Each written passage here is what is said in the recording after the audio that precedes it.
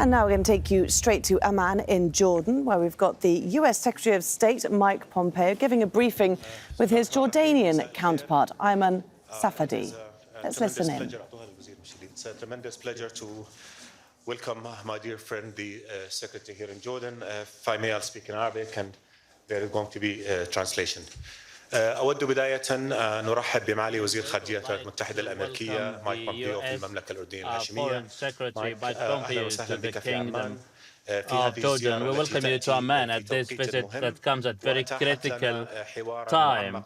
We have had intense and in-depth discussion on a number of pivotal regional issues on our common shared efforts to establish peace and order in the Middle East. We have had fruitful discussions on deepening our strategic partnership, economic, trade, security, and defense cooperation, which are at the highest level, and we are keen on reinforcing this cooperation. The United States is a friend and ally state. We highly appreciate their support to the kingdom, which, namely, the assistance program, which extends over 5 years, which was the first to be endorsed by the Trump administration. This had enabled us to face the economic challenges, namely hosting 1.8 million Syrian refugees.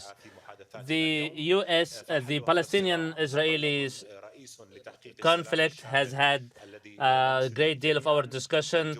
Peace is our common and shared goal. Efforts are genuine. However, political horizons must be open. That's why the kingdom will continue to work hand in hand with the United States and the international community to have long-lasting, comprehensive peace established that guarantee the creation of the independent Palestinian state with East Jerusalem as its capital, to live side by side in peace and security with the State of Israel under normal relations, and that is the only resolution. We also discussed the means to establish a political solution to the crisis in Syria, and also the future coordination in the wake of the U.S.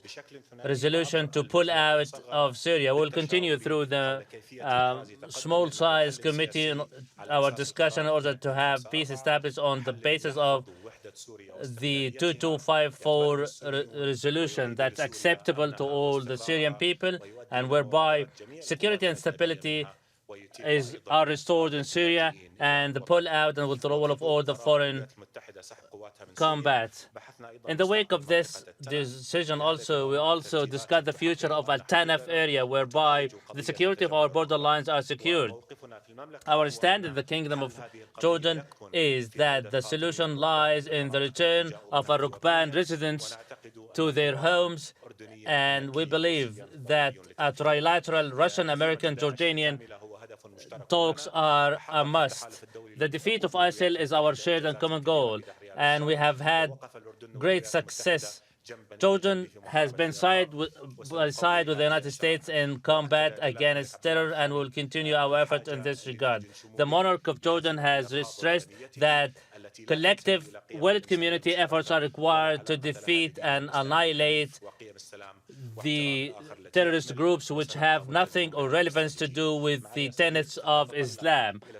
We look forward to continuing our shared efforts as partners and as allies in order to achieve our goal to establish peace, order, and security in the Middle East, to be rife with opportunities on the principle of non-interference in the domestic affairs of countries or violation of international norms and regulations. Now I give you the floor.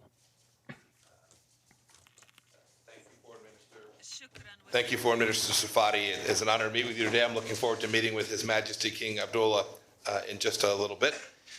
I'm very pleased to be back here in Jordan, especially as our country celebrates our 70th anniversary this year of diplomatic relations. I was here in this room on my very first trip as Secretary of State. I came here before I went to my office in Washington, indeed. It's an indication, too. It's my first stop on a multi-country trip of the importance of the relationship between our two countries. Jordan is one of the United States' enduring strategic partners in the region. It's one of the many reasons we're proud to help support you through the 5-year foreign assistance MOU of which you spoke. It's worth over $6 billion, and it will be an important part of strengthening our relationship for the years ahead. Your nation plays a critical role in regional security and stability, including through its efforts to peacefully resolve the Syrian conflict, fight the spread of radical Islamic terrorism, and counter the Iranian regime's malign activities in the region and the world. We had a good conversation today. I reaffirmed our commitment under President Trump to working with King Abdullah's government on many of our shared priorities. The United States remains firmly committed to Jordan's domestic stability and security, and we will undertake that work in a true spirit of partnership. Just last year, our nations unveiled a new counterterrorism training center less than 50 miles south of where we stand even as I speak. State Department, too, was proud to fund and construct that facility through our Ending Terrorism Assistance Program. It is sharpening our terror fighting tools and helping Jordan build its already strong capacity to fight terrorism. We also look forward to working continually to counter Tehran's malign influence in the region. Jordan made a powerful statement by recalling its ambassador to Tehran last year in protest of the Iranian regime's flagrant transgressions of security and sovereignty. I also want to thank the government of Jordan for its help to combat Iran's attempts to evade sanctions. And finally, I also express today my deep gratitude for King Abdullah's leadership. He has continued to establish Jordan as a durable partner and leader in the region. We're pleased to see your Prime Minister recently visit Iraq, as well as Iraqi President Saleh's visit to Jordan in November. We welcome this kind of engagement between nations of the region, and we hope to see it replicated elsewhere. His Majesty the King is also undertaking important domestic initiatives, including economic reforms and protection of religious rights. And we know Jordan is also hosting over 650,000 Syrian refugees, and we thank you and your people for their generosity. On behalf of President Trump, we look forward to maintaining our joint efforts here in the Middle East. And I want to thank you again for hosting me here today. It's great to be back. Thank you, Mike. It's a pleasure to have you. We have a very short time as the Secretary and I are heading for a meeting with His Majesty, so we'll take 2 questions. The first question is to Ammar Ghanem from Jordan TV. Ammar. عامر العجار من التلفزيون الأردني. معاليك ذكرت عن ضرورة التوصل لحل سياسي في الأزمة السورية وضرورة تفكيك الركبان. ما هي الخطوات اللازمة لتحقيق to be taken on the ground to have this goal achieved? كما قلت As I stated earlier, the solution of the crisis in Syria is a strategic goal which we share with the United States. A political solution is a must, and in order to achieve this, we must work collectively. We together, I also spoke that the international community must be engaged, namely Russia. Also, a positive role must be played by Arab countries in order that solution is achieved. Syria is back on its feet, and its role within the Arab system is restored.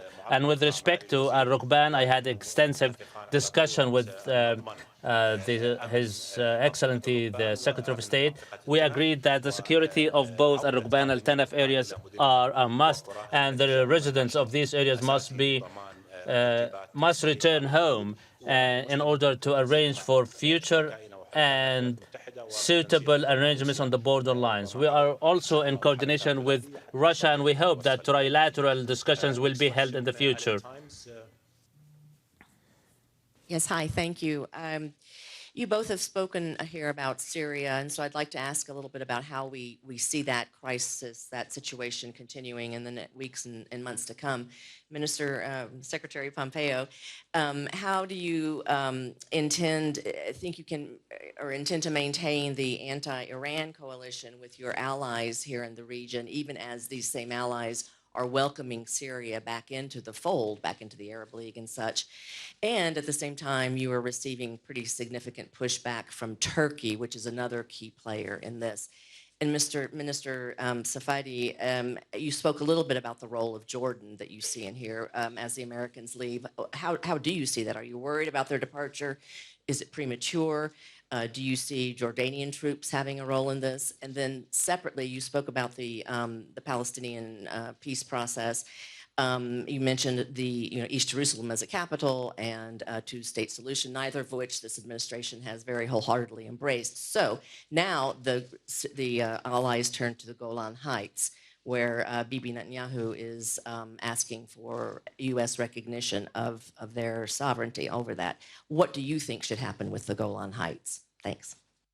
So let me try and take your first question first, if that's okay. The counter-Iran revolution is our coalition is as effective today as it was yesterday, and I'm very hopeful it will continue to be effective and even more effective tomorrow. This is not just about a particular tactic that we take amongst the coalition. This is about a combined understanding that the most significant threat to the region is Daesh and the Islamist revolution and their revolutionary efforts in the region. There is, I won't speak for Foreign Minister Safadi, but there is enormous agreement on the risk that that poses to Jordan and to other countries in the neighborhood, and that battle continues. The President's decision to withdraw our folks from Syria in no way impacts our capacity to deliver on that. And you'll see in the coming days and weeks, we are redoubling not only our diplomatic but our commercial efforts to put real pressure on Iran to achieve what it is we set out for them back in May. These are simple asks. We ask of the Islamic Republic of Iran to behave like a normal nation, and the coalition is just as committed to it today as it was yesterday. Thank you. You're done? Yeah, go ahead. Let me just say something on Iran. We all have problems with Iran's expansionist policies in the region. We all want to make sure that whatever threat there is mitigated. All Arab countries, and I think the United States too, would want healthy relations based on the principle of non-intervention in the internal affairs of the other and respecting the sovereignty of other countries. If that is achieved, if everybody abides by international norms of behavior, then there will be no problem. So for as long as there are policies that are counter to these principles, then we will continue to have issues with the policy. On the withdrawal, I just have to say that the United States and Jordan have always been strong allies. We've always coordinated, and we trust that we'll continue to coordinate, and our security is something that has always been taken into account by our allies in Washington, and we trust that we'll continue to have this kind of relationship. This is a solid partnership, particularly when it comes to defense, to security against Daesh, against ISIS. We've fought side by side. We'll continue to do that, and we're fully confident that our allies and us will be able to address whatever new developments in a way that is mutually beneficial for both of us.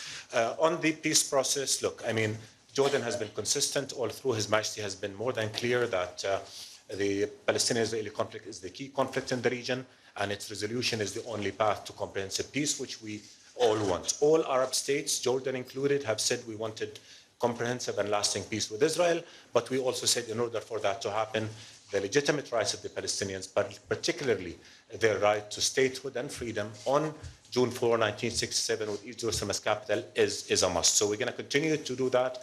And again, as friends, as allies, we might have agreements and disagreements, but you can count on us always having a frank and open and thorough discussion towards to see how we can overcome differences and move collectively in an effective manner towards our common goal of peace and stability. The Golan Heights is occupied Syrian territory. International law is clear on that. It has to be treated as such, and therefore our position is that Israel needs to withdraw from that territory, again within the framework of a peace agreement that will deliver the comprehensive peace that we want. The Arab Peace Initiative has been on the table since 2002 as an offer, as an invitation for Israel to come and sit on the table with a view to reaching a comprehensive peace that will also address Israel's rights to security and acceptance and normal ties with the Arab world. This is our position, and we'll continue to stand by it because we believe it's the only way to achieve the comprehensive peace that we all want. I want to thank you so much. We've got to run. We have a meeting with His Majesty now, so thank you all. And secondly, again, it's always a pleasure to have you in Jordan. Thank you. There we've been listening to a press conference given by the Jordanian Foreign Minister Ayman Safadi and the US Secretary of State Mike Pompeo in Amman at the start of Pompeo's 8 Arab capital tour. of the region. Listening in with me to that was Marwan Bashara, who's Al Jazeera's senior